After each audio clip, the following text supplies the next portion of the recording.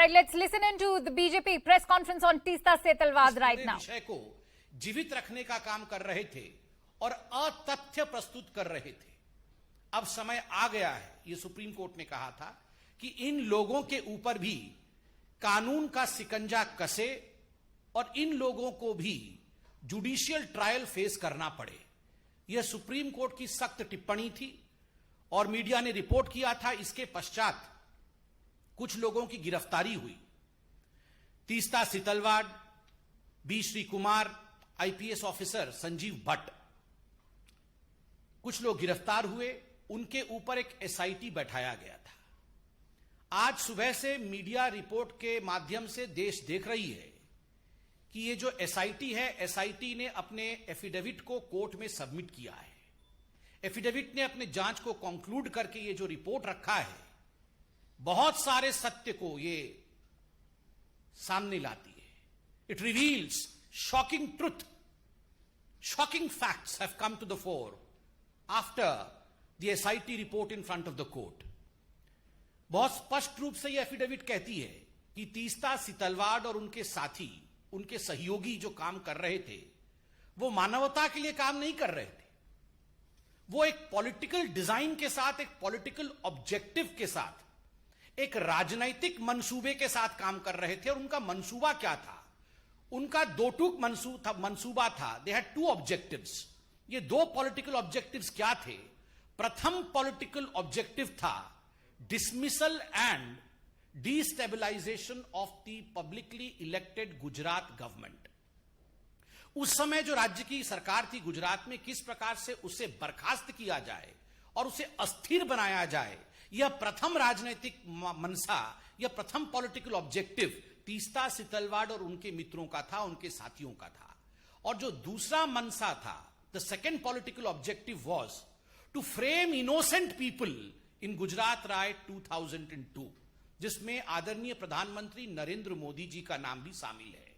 किस प्रकार से नरेंद्र मोदी जी के नाम को शामिल किया जाए, किस प्रकार से उन्हें अपमानित किया जाए, उनको किस प्रकार से पदच्युत किया जाए, किस प्रकार से उन्हें परेशान किया जाए, ताकि भविष्य का एक लीडर जो भारतीय जनता पार्टी को आगे लेने की क्षमता जिसमें है, उसे रोका जा सके। इस मनसा के साथ तीस्ता और उनके साथी काम कर रहे थे।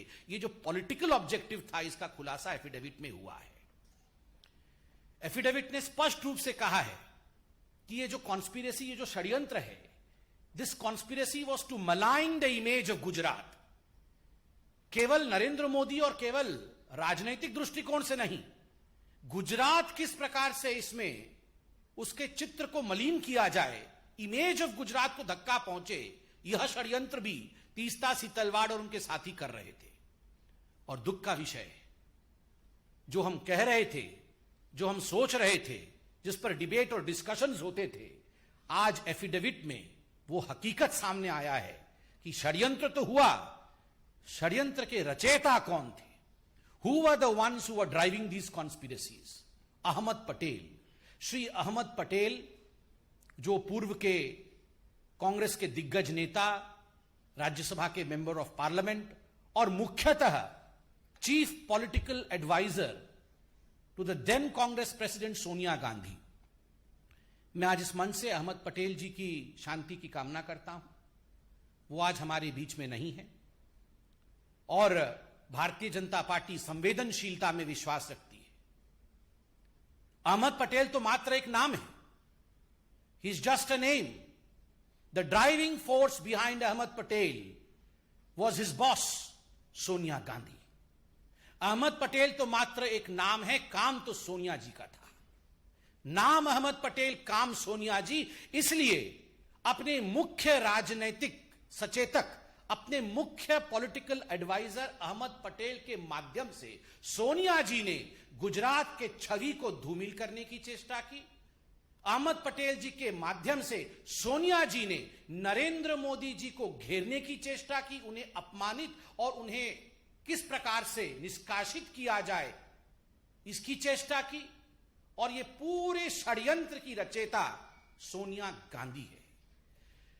और आगे बड़े स्पष्ट शब्दों में यह एफिडेविट कहती है, मीडिया से हमने एफिडेविट डाउनलोड किया है क्योंकि मीडिया एफिडेविट चला रही है। And I would like to quote from the affidavit, and I quote, the applicant, Sheetal Wad, held a meeting with Ahmed Patel and received rupees 5 lakh at the first instance, where the money was given to her by one of the witnesses on the instructions of Patel. 2 days later, they met at the circuit house at Shahibabad in Ahmedabad, where she received rupees 25 lakh more from Patel. This amount was not for relief work, as relief activity was carried out by Gujarat Relief Committee. There were many other political leaders in the meeting. पैसे दिए गए और जो पहला किस्त गया है वो पहला किस्त 5 + 25 अर्थात 30 लाख का पहला किस्त सोनिया गांधी जी ने तीस्ता सीतलवाड़ को दिया। अहमद पटेल जी हमारे बीच में नहीं है, अहमद पटेल जी ने तो केवल डिलीवर किया, दिया सोनिया जी ने अपनी तिजोरी से, डिलीवरी की अहमद पटेल जी ने और लिया तीस्ता सीतलवाड़ ने। और याद रखिए ये 30 लाख उस जमाने में केवल पहला किस्त था। This was just the first instalment. इसके आगे न जाने कितने करोड़ों रुपए सोनिया गांधी जी ने नरेंद्र मोदी जी को अपमानित और बदनाम करने के लिए, झूठे षड्यंत्र में फंसाने के लिए, बीजेपी को नीचे गिराने के लिए, बीजेपी कैसे आगे ना बढ़े इस चेष्टा में, और केवल बीजेपी और मोदी को पीछे रख करके राहुल गांधी को प्रमोट करने के लिए तीस्ता सीतलवाड़ का इस्तेमाल इस पैसे से सोनिया गांधी जी ने किया। और एक बड़ी बात जो एफिडेविट कहती है, this money was not for relief work. यह पैसा कोई रिलीफ वर्क के लिए नहीं था, किसी गरीब के लिए नहीं था, किसी दुखियारी के लिए नहीं था, यह पैसा उनके पर्सनल यूज के लिए था, क्योंकि गुजरात रिलीफ कमेटी बनी हुई थी। जो भी पैसा रिलीफ वर्क के लिए जाता था वो इस कमेटी में जाता था, और दूसरे पॉलिटिकल लीडर्स के साथ भी मीटिंग हुई। सबसे बड़ी बात है, यह एफिडेविट कहती है 4 महीने बाद पुनः एक क्लैंडेस्टीन, कोट अनकोट क्लैंडेस्टीन माने चोरी चोरी चुपके चुपके, चोरी चोरी चुपके चुपके रात के अंधेरे में ये सारे षड्यंत्रकारी, कौन? तीस्ता सीतलवाड़, संजीव भट्ट, श्री कुमार, ये कहां मिले? ये अहमद पटेल जी के घर में मिलते हैं, और उसके बाद कांग्रेस के बड़े बड़े दिग्गज नेताओं के साथ मिलते हैं। What was the purpose? The only purpose was to destabilize and dismiss the Gujarat government and to defame the then CM of Gujarat, Narendra Modi ji. एक ही मकसद था, उसको लेकर इनकी मीटिंग होती है। आज जो रिपोर्ट आए हैं वो दिल को दहला देते कि ये सब जो षड्यंत्र कर रही थी, जो मैलिशियस काम कर रही थी तीस्ता सीतलवाड़, इससे प्रसन्न होकर, अति प्रसन्न होकर सोनिया जी ने पद्मश्री दिया 2007 में तीस्ता सीतलवाड़ को। केवल पैसे नहीं, पद्मश्री भी दिया गया। और ये पद्मश्री देने का काम तो अहमद पटेल जी नहीं, ये तो सोनिया गांधी जी खुद कर रही थी, चयन तो वही करती थी। और याद रखिए ये तीस्ता सीतलवाड़ सोनिया गांधी जी के किचन कैबिनेट अर्थात NAC, नेशनल एडवाइजरी काउंसिल की मेंबर थी। Teesta Setalvad was one of the coveted members, a revered member of the National Advisory Committee of Sonia Gandhi, which was a non-constitutional body, and she worked according to the advices of Teesta Setalvad. बंधुगण, आज अखबारों में यह भी छपा है कि तीस्ता सीतलवाड़ राज्यसभा की सीट चाहती थी, राज्यसभा का नॉमिनेशन चाहती थी। ये तो हम सरकार में आ गए, वरना आज तीस्ता सीतलवाड़ हो सकता है गृह मंत्री होती, हो सकता है आज एक बहुत बड़े पद पे होती। किस प्रकार से ये सरकार पहले चल रही थी। और अंत में ये एफिडेविट कहती है, miss appropriation of funds for personal use, personal use के लिए मिस अप्रोप्रिएट किया फंड। और ये जो फंड मिस अप्रोप्रिएट किया, इसका एक FIR हुआ था, फिरोज खान पठान ने किया था गुलबर्ग सोसाइटी के। गुलबर्ग सोसाइटी के खुद फिरोज खान पठान ने किया था कि पैसा तो हमारे नाम पे इकट्ठा किया, म्यूजियम बनाएंगे ऐसा कहा, किंतु ये सारे पैसे आपने खर्च किए अपने ऊपर। और मैं आज एक मोटा सा दस्तावेज लेके आया हूं। ये जो दस्तावेज है ये बीजेपी का दस्तावेज नहीं, ये हाई कोर्ट ऑफ गुजरात का जजमेंट है। आप सोचिए जरा, सुनिए जरा, मैं पढ़ता हूं। द डाटा रिसीव्ड, मैं आपको एक एक करके पढ़ के सुनाता हूं कोर्ट के ऑब्जर्वेशन क्या था। Money which was meant for the poor and the needy have been misappropriated by the applicants for their own materialistic pleasure and comfort. Huge amount has been used for the purchase of items like wine, shoes, holiday resorts, air tickets, etc. Wine or shoes, holiday resorts. ये है तीस्ता से तलवार की हकीकत. Wine and shoes, resorts. गरीबों के पैसे के ऊपर इस प्रकार का जुल्म. और सुनिए कोर्ट क्या कहती है. The statement of the 13 witnesses recorded till date clearly indicate that not a single rupee is received by them. Them means जिन्होंने केस किया है. By them towards financial aid or rehabilitation or construction of museum. Investigation has revealed that it is only after the publication of interviews, photographs, articles relating to the Gujarat riots, and more particularly after the massive campaign in 2008 onwards for collecting funds for establishment of the Museum of Resistance for the Gulbarg Society, that the funds started flowing into the two NGOs in crores, 44% of which in Sabrang Trust and 35% to the CJP have been transferred into personal accounts. Crores were transferred into personal accounts, a court कहती है. Having gone through the material on record, I have noticed, I means the judge, I have noticed something very shocking and at the same time extremely sad. मैं बहुत दुखी हूं, जज कह रहे हैं. There are serious allegations against the applicants of misuse and misappropriation of huge amount received by them through various donors. The money which should have gone to the poor and the needy appears to have been prima facie misused for their personal pleasure and comfort. Personal pleasure और comfort के लिए ये पैसा इस्तेमाल किया गया. बंधुगण, हमारी ये सरकार, मैं आज बीजेपी को भी धन्यवाद देता हूं. मैं तो एक बीजेपी का साधारण, हम दोनों जो बैठे हैं साधारण कार्यकर्ता हैं, मगर इस विराट पार्टी को आज हम भी धन्यवाद देते हैं. Not through vengeance, but through patience we work. कभी भी बदले के भाव के साथ नहीं, धैर्य के साथ ये पार्टी काम करती है. और आज जो उक्ति हजारों करोड़ों साल से कहा जाता है, भगवान के घर में देर है मगर अंधेर नहीं, ये सारे एफिडेविट, ये सारे जजमेंट आज ये प्रूव करता है कि अगर धैर्य रख के काम किया जाए, बदले के भाव से काम नहीं किया जाए, तो ऊपर वाला भी, the supreme consciousness yields, he listens, और सच्चाई सामने आती है. Truth has the uncanny habit of revealing itself. It may be late, but ultimately truth reveals itself. And the truth is the driving force behind the conspiracy was Sonia Gandhi.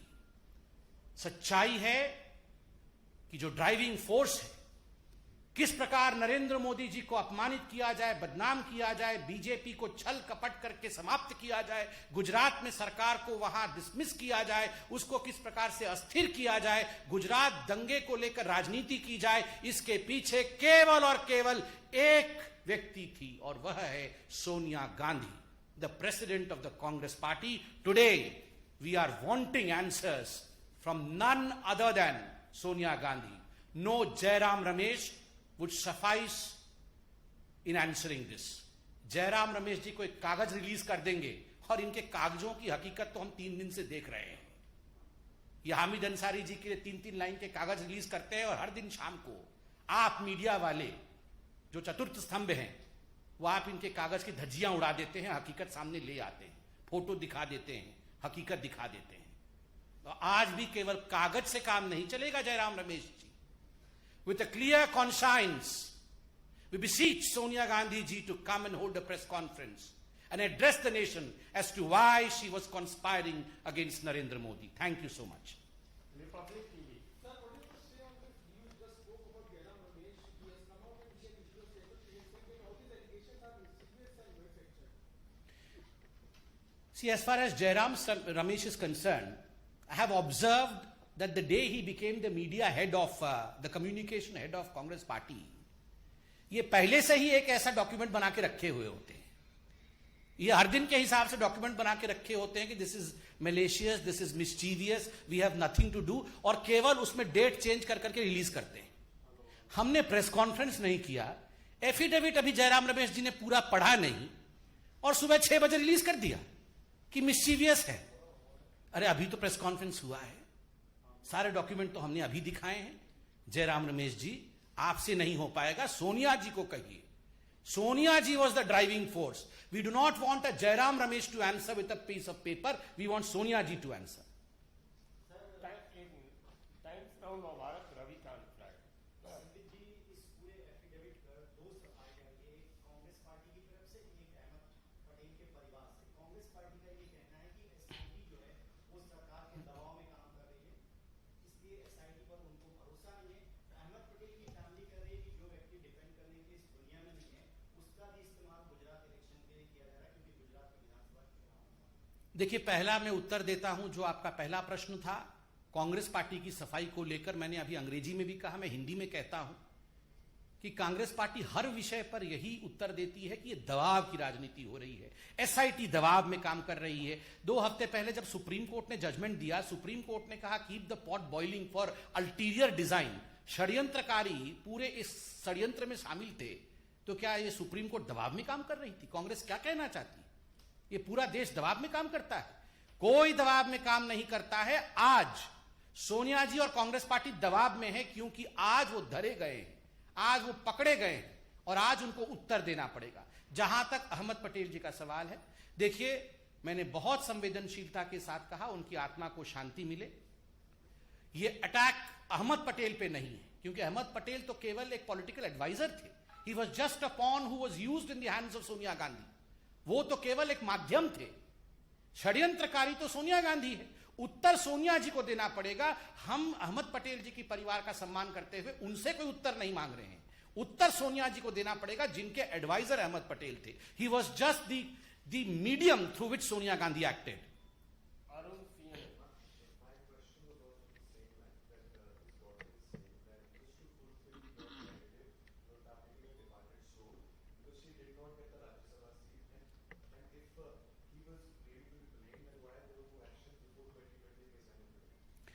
See, I have answered the 2 parts to it. As far as the last part is concerned, why no action against people? I have categorically stated and I have thanked the Bharatiya Janata Party that this party does not believe in vengeance. This party believes in fact. This party believes in patience. This party believes in a judicial process. This party believes in institutions which have been laid down by our forefathers constitutionally. हम लोगों को विश्वास है एक judicial प्रक्रिया के ऊपर, और इसलिए कुछ भी काम हम बदले की भाव के साथ नहीं करते हैं। और इसीलिए किसी को घर से घसीट के लाना, किसी को गिरफ्तार करना, ऐसी प्रक्रियाओं पे हम विश्वास नहीं करते हैं। हम debate, discussion, investigation, courts, judicial process, इनमें विश्वास करते हैं। और कोई प्रश्न? धन्यवाद।